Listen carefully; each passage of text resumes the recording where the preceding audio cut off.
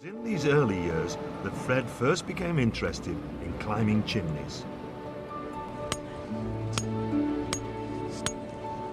When I was a very small boy and I used to go to school on the tram, you see these little fellas with flat caps on way up in the sky on top of factory chimneys, you know, and that fascinated me as to how they got all the little platforms up round the top. And it wasn't long before he was climbing them himself. That's the biggest chimney that there is in Bolton, and when I was 15 years old, I climbed up that for a 10-shilling wager. The Steeplejacks were repairing it, you see, at the time.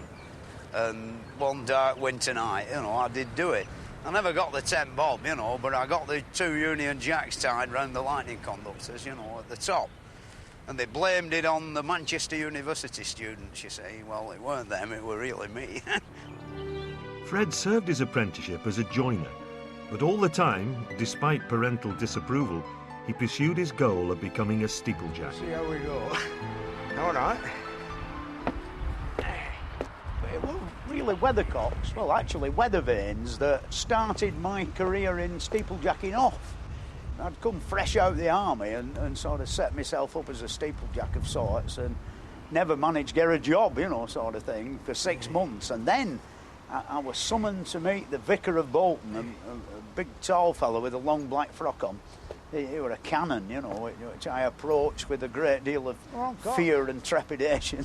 And I think the reason he liked me was the fact that he had a 1929 Humber car, and I arrived on my 1927 350 AJS motorbike, you see. And we got on quite well. He had another interest in common, firearms for a vicar, a bit unusual, but nevertheless. Anyway, we got the job of re-gilding these weather vanes, which enabled me to go and have a do at other vicars with a lot more confidence, and ended up nearly up every church spire in Bolton. Soon he was going much further afield. Really, I've always liked climbing up church spires. There's something magical about them.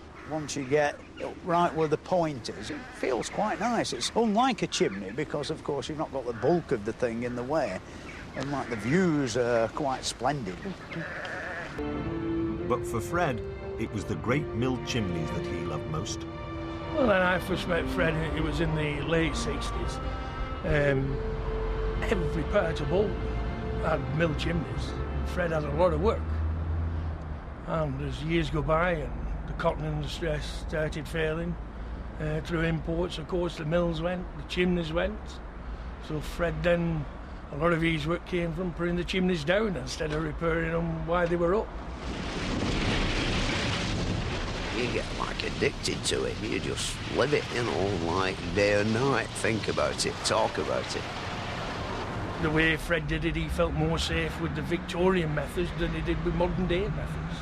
He used to say you're not relying on an electric motor, you're relying on nuts and bolts and wood. So Fred knew his business. Some days you don't want to go. You know, why the hell did I start this job, you know?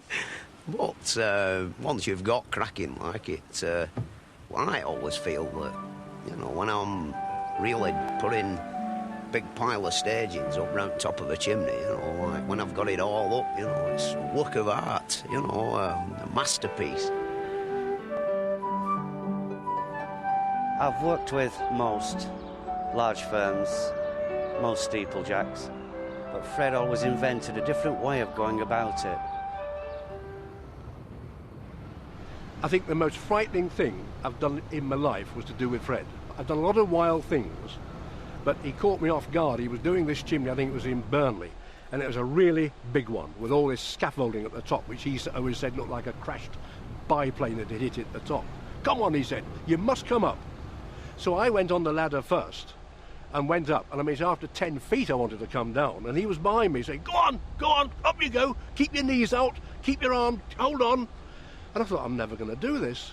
And I couldn't go down because he was behind, and I went up and up, my knees were aching.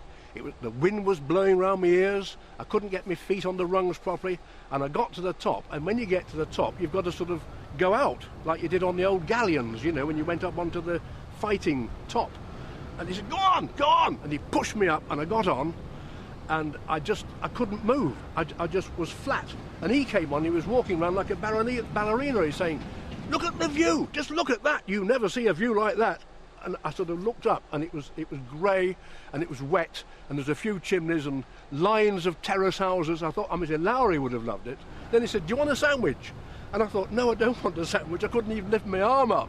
And it was the most frightening thing I've ever done in my life.